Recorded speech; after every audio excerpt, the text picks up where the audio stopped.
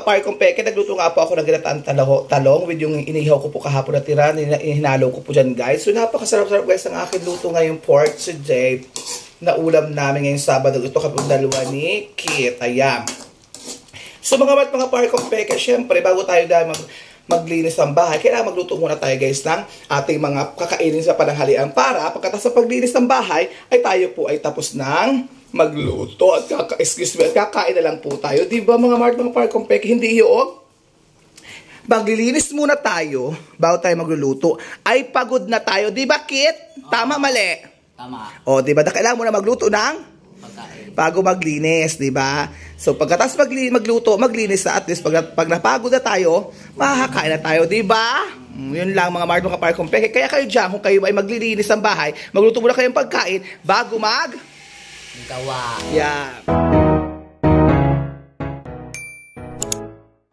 Mga Marco Peke, it's a Saturday morning. It's a general cleaning po namin ngayong araw na ito. So, kaya mga Marco Peke, so mag-i-start na kami. So, nagluto nga muna guys ako ng aming kakainin pananghalian para, guys, after namin maglinis, makakain na kami. Hindi naman pwede ako napagod na sa paglinis, tapos magluluto pa. Ay, talagang hindi na kakayanin, guys. Gutom na pagod na yun. Kaya ngayon, naisipan ko muna na magluto muna mga mare bago sumabak sa trabaho ng buong bahay. General cleaning, guys. Hindi pwede pa sa amin general. Lahat ito. Haabutin na naman kami ni bakla ng hapon ito. So, yun mga pare kong peke, kung kayo din, dapat kayo din ginagawa ninyo, dapat kayo din po ay nag-general cleaning ng bahay ninyo. Hindi yun, walis-walis lang, kasi pagod naman guys, kasi pag madumi ang bahay, diba? So, kailangan pumalis sa ating pamamahay. Kaya yun mga pare kong peke, dito si Kit, tutulungan niya ako. Kasi pag wala guys ako kasama dito sa bahay, siya po ang katulong. Sinasamahan niya ako dito sa bahay, nihiram po siya.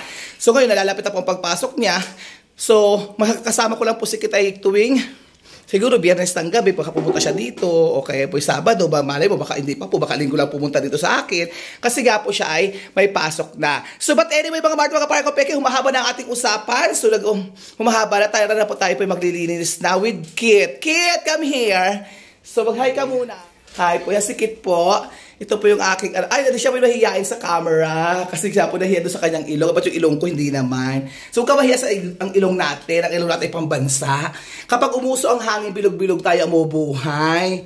Diba? So, yun lang mga pare kong peke. Sige, samahan niyo muna ako sa paglinis ito. Nag-start muna kami din sa kwarto. Magpapalit kami ng kobre kama and also yung punda. And also kumot. And then, habang ako guys kami naglilinis, maglalabag. Ipapaikot ko na guys dun sa automatic namin washing machine. Sana all may automatic. So yun lang mga pare kong peke. Samahan nyo muna kami. Samahan nyo kami ni Kit sa paglilinis. Ito yung for sure hanggang hapon ito. Bye-bye for now!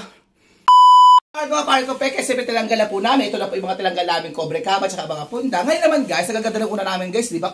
Colorful. So ngayon guys, isasampay naman natin, ibibilad natin itong mga una. Papainitan para naman guys bumango. Di ba? Kahit ako po ay 5 days ko pong bago ko tanggalin ang mga punda, kobre kama guys.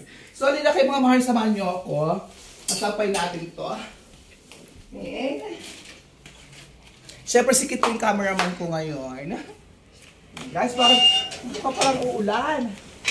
Parang uulan guys. Ano, what do you think guys? Kasi malakas ang hangin. Parang wala namang araw. Siguro guys, yung ko na lang sasampay guys sa terrace. Sa terrace na lang para sure. Basta iinitan din naman. Di ba nga? Bye-bye. Dito na lang guys. So yun guys, dahil ko pang sinampay. Tutupiin ko pa yan. So ngayon guys, may tutupiin pa. May lalabhan na naman. So yun lang mga peke. Kudyan lang kayo. Peke, tapos na po kami dyan sa kabila. Ayan, di ba, nakita nyo, tapos na po. So, dito naman po kami, guys, sa kabilang kwarto ng anak ko. Dito naman po kami magtatanggal ng punda and kobre kama. Pasok, baby. Ayan, guys. Nakita nyo, maliit lang naman, guys, yung higaan ng anak ko dito kasi isa lang naman siya. Yung binata ko. Ayan, guys, yung tatanggal natin ito lahat na to. And lalabahan and sasampay. So, guys, ito guys ay sira na. So, tatahiin ko to. Dito ko mo ilalagay. So, ayun. Maraming mga kalat-kalat dito. Kailan tayo mag-general clean tuwing Sabado para maging maayos. Ganito ang buhay, guys, pag Sabado. Tapos bukas, guys, sisimba kami ni Kit. Diba, guys? So, ayun. Yun lang mga pare kong peke. Sampay ko rin ito. Bye!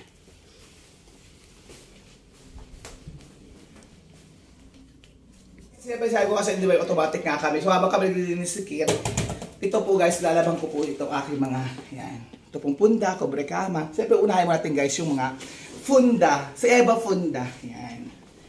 Sasalang natin dyan yan. Ayan. Pipili-piliin. Mamaya na guys yung cobre kama. Sama na natin guys yung, ayan, yung mga kumot. Ayan. Parang kasya pa naman guys. Ito nasama na rin natin. Dalawa lang maliliit lang naman ito. Ayan guys. Ayan. Maya-maya, nililis na kami. Di ba, samahan nyo kami guys. At kami talaga for sure, i-start na kami. Kapag ura naman ito guys. Yun lang. Kung peke, di ba nga, nakita nyo iba ba yung kortina ko? Kulay pula doon, kulay pula doon. Di guys, ito guys, ay dilaw, brown. Parang dilaw, di ko basta gano'n. So guys, hindi ko kasi natanggal nung ako nagpalit guys ang kurtina. Nakalimutan ko lang kasi guys, yung time na ako after ko guys magpalit, kaya dito ko ito napalitan. Kasi nga guys, ako po inabili ng uniform ng mga anak ko. Nakalimutan ko ng patan. So ngayon guys, mga ortang ko, tatanggalin na natin. Diyos ko, ba ito? Guys, panali lang ito tali lang. Sige, okay na guys. So may update ko na lang kayo. Sikit sa ilalim kasi guys, hindi ko maabot. Bawal din guys sa tungo kasi guys ako guys ba ay nalulula pa nakatungo. Sige go. Una sa kami guys ng sahig naman. O si Kate, pinapalinis ako pa ilalim ng kama kasi nga po ay pinapapunasan. Kasi nga guys, although hindi ko siya napupunasan araw-araw, pero siya nababalsan ko araw-araw. Kaya nga every Saturday ko lang po siya napupunasan yung ilalim. Kaya, pero itong labas, dahil ko napupunasan guys ito. Kasi ako kasi doon sa ilalim, di ba? And also, ito rin guys sa kabila. Ayan, sa ilalim, di ba, pupunasan ko din yon. Ito din guys, nalilinis ako araw-araw. So, ilalim, di ko na pupunasan. So, yun lang mga parkong peke. So, dito na guys kami sa labas. Ayan. Ito na ako sa salas. Dahil pandumi, di ba? Naman. Ilan. Kumusta naman kapag malinis? Maganda. O, di ba, maganda? Sa paningin. Mabangurin. Yes, sa bangurin. Ay, kung sa inyo ay hindi malinis, anong mangyayari? Mabaho. O, diba? Kapag madumi ay Malinis, mabango, maganda. kapag marumi ay anong marumi ay mabango kapag marumi nangyayari? Ay makati, tapos madaming lamok. Ano pa? May makukuha ng sakit. Yun, ganon. Kaya dapat laging Malinis. malinis. Kaya dapat lagi ka naglilinis sa bahay ninyo araw-araw. Gusto kami ni Kit, yan. Pina-finalize na lang po yung pagpupunas, guys. So, malinis na kami. So, ako naman, guys, ay magsasampay nitong akin nilabahan. So, mamay, guys, yung mamayang hapon, guys, yung CR, dalawa. Tapos, mamayang hapon naman, guys, mamayang hapon din, guys, yung labas. Kasi hindi kami nakapagdantid ng talim kanina. And also, hindi po ako nakapagwalis kanina sa labas kasi nga, guys, ang lakas ng hangin. So, mamayang hapon na lamang po yan. So, para kong peke, ngayon naman guys, kami po ay maglilinis ng bodega. So, nandito po yung kapatid ni Kit, kasi sabi ko sa kanya siya po maglilinis ng bodega. So, ngayon guys, ang daming kalat dito sa bodega namin. So, kasi guys, pakiwari ko ay naahas na. Kasi guys, pag ako naglilinis lagi dito sa labas, parang may mga maliliit bagang parang ahas sa ganito, mga anak-anak ay lumalabas doon. Ay, ako natatakot na ako. Kasi nga, di ba, likod dito ay puro puno. So, ngayon guys, pinalinisan ko. Natwala ito yung mga anak ko. Kaya chance ko na para magpalinis ng bodega namin. So, papakita ko sa inyo guys kung gaano kadaming. Ayan, puro tambak. Kaya guys, tatapon ko na po yung ibang mga di mapakinabangan. Kasama po, yan. Hindi na kasama pakinabangan.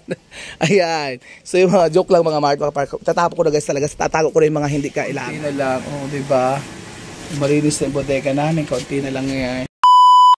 Para ko peke, sa wakas tapos din po kami ng gawain na paglinis sa bodega at paglinis sa bahay. So ngayon naman mga Mart, mga parkong peke, syempre papahinga tayo. Habang tayo nagpapahinga, hindi pa rin pala pahinga. Habang tayo guys ay nagpapaano ng pawis, magtutupi naman tayo guys noong nilabahan ko kahapon. So ngayon, doon talaga ang buhay. Salamat na lang po sa aking mga katulong. Ayan, kasama ko pala sa paglilinis. So thank you so much sa inyo. At ngayong araw pong ito, natapos ko ng maayusan. Maaga ako natapos dahil may katulong ako. Pero guys, ako walang katulong, mamaya pa guys akong hapon matatapos. Tuwing Sabado kasi ako guys ay general cleaning. Kaya ngayon, ako ay natapos naman na mas maaga. Kaya nga lang guys, sa labas hindi pa ako tapos mamaya ayusin ko lahat yan. Pag mga alas 5 o alas 4, pag malilim na po. So yun lang mga Mart, mga parkong peke. At ako po muna ay magtutupi. Diyan lang kayo. At tayo po ay mag-i-enjoy sa gawaing bahay araw-araw. So yun lang mga Mart, mga parkong peke. Bye-bye muna. Thanks for watching.